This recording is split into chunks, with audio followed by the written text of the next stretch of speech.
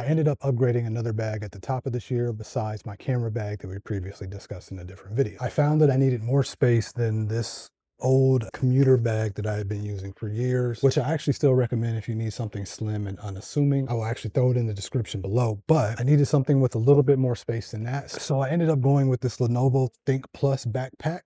It's kind of packed right now, but I like it because it's a bit stylish, mostly understated, not too rugged, but also not too techy either. And now that I'm thinking about it, even though this is a Lenovo backpack, and that's what this video is going to be about, most of the contents of this is going to make this one big Apple video, but if you know me, you shouldn't be surprised. So as of late, the theme of a lot of what I've been trying to do is upgrading while still downsizing. And up until this year, I've been bouncing back and forth between using my base level M1 MacBook Air and my base level M1 Mac Mini. But now I am currently soloing this base level 14-inch M4 MacBook Pro. And to note, this is an actual base level M4 MacBook Pro. The only thing I did actually upgrade was the internal SSD to a 1 terabyte, and I got the nano texture display. You should be able to see it there. Well, let's go this way.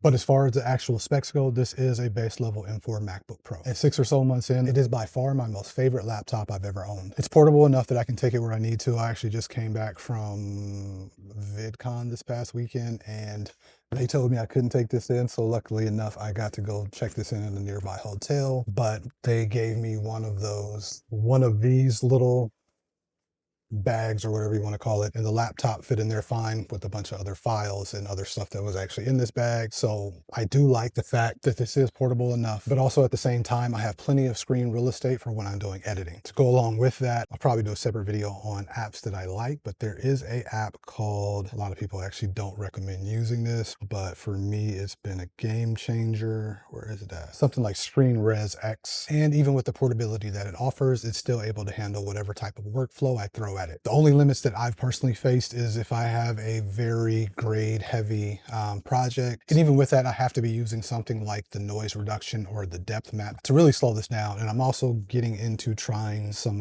Topaz Video AI. So I will follow up about that on this computer at a different time. But all in all, this handles just about every task I can throw at it, no matter how many I want to try at the same time. I've actually used this to live stream, game capture, everything. I'm still trying to figure out how to screen share if I want to do an edit and chill, but I can live stream with this, capture footage, run my audio through it, my camera through it and everything, and it works just fine.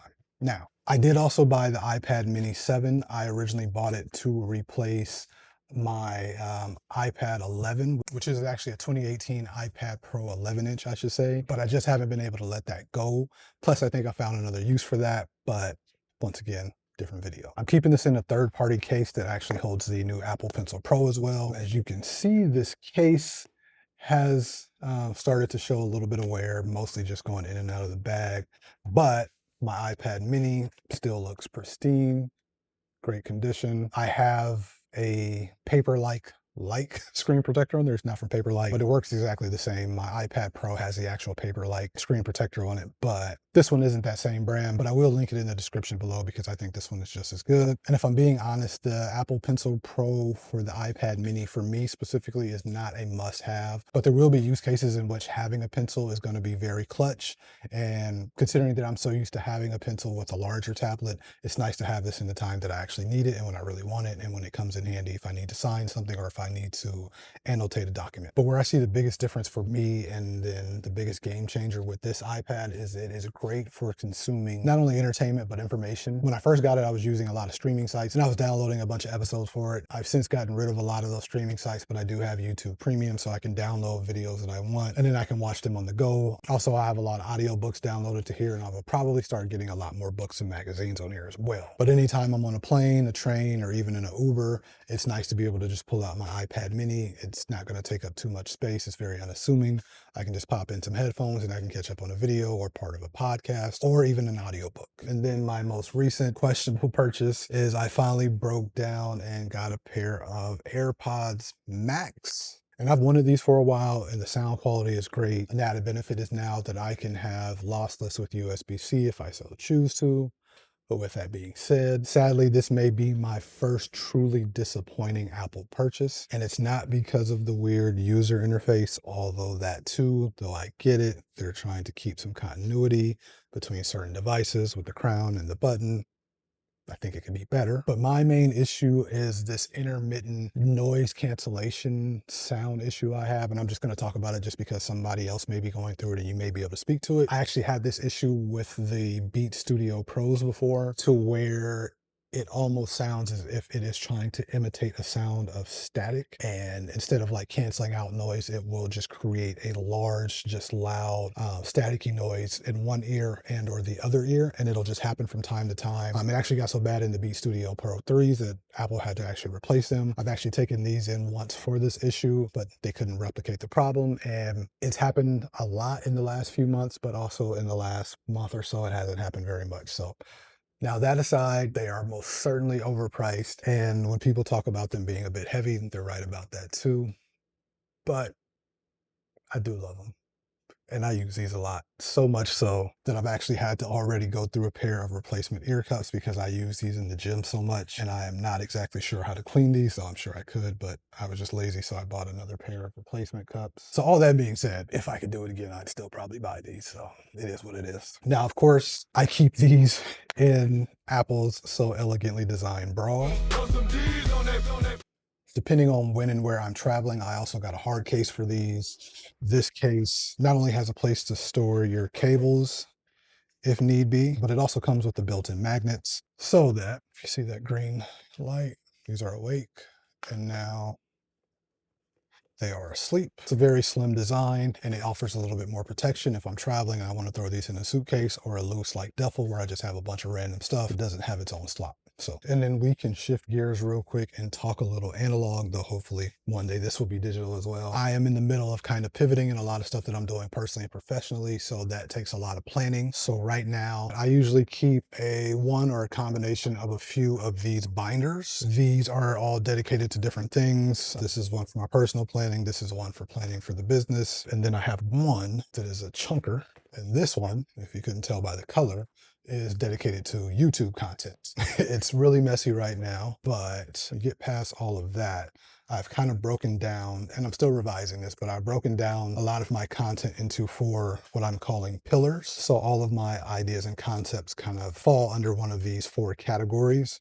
Now, I know I live in a digital world. I love tech, so all of this should be digitized. I do also have a Notion page where I keep all of my literal ideas, and they're broken down by pillars, and I can break them down by priority. So I say that to say that eventually, at least this one to start with, as I get a better idea of the direction I want to go with my YouTube content and how I'm going to fit everything under one umbrella, all of this stuff will be digitized to where I won't need this binder and I can just live off of this. But for now, this is part of my analog brain, and that Notion template is part of my digital brain, along with a lot that I do in ChatGPT. I'll probably do a video on that at some point, but these all work for now. Also within this backpack, I have a couple pouches and stuff stored in pockets on this interior. I have one pouch. This keeps all of my power and cabling, power bank, Thunderbolt cable, braided USB-C to USB-C, braided USB-C to Apple Watch, USB-C to Lightning, just a normal USB-C to whatever USB-B, and then the MagSafe charger, which never gets used at all. Then on this inner pocket right here, I keep a few things. Power brick is over there. I'm not going to go get it, but I usually keep the power brick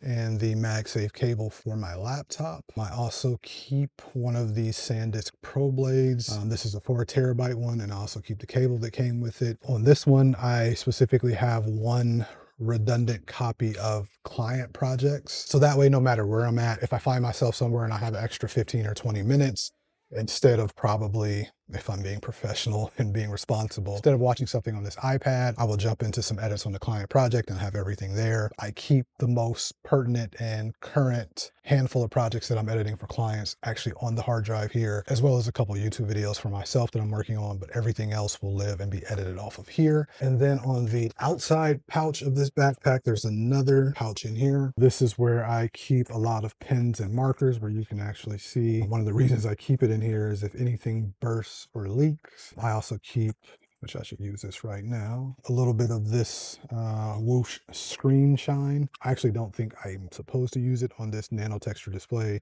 but I definitely need to use it on my iPhone right now. And I think, yeah, business cards, post-it notes, all that stuff. One thing that I've started throwing in this bag sometimes, since it's so nice and small, I sometimes like to carry this Canon PowerShot V1, which is kind of like my new favorite camera right now. I do love that this is small enough that it can fit in that bag with everything else. Usually I don't just throw it in there raw. Sorry, didn't mean to say that one. But I don't. Typically, I will not have this quick release plate on here. And usually when I don't have too many binders in there, I will put this and a couple of accessories in this hermit shell case. This is the final piece that usually goes in my bag. But yeah, overall, I wouldn't be shocked if at some point in the not too distant future, the actual bag changes, and that may dictate one or two things that I actually put in it. But overall, this is some sort of combination of the things that I take with me every day. That way I can just be nimble when I'm on the go and also be productive when I have time to sit still and or to consume entertainment or information. The bag is kind of like a mobile version of my neurodivergent brain, which the colors and the organization or lack thereof should make it make more sense. But anyways, that's my setup and that's what I'm carrying in my everyday bag at the midpoint of 2025. Let me know what's in yours. Let me know if you guys have any questions or if there's something else that I should change. And hopefully I'll see you guys sooner than later. Either way, I'll see you in the next video.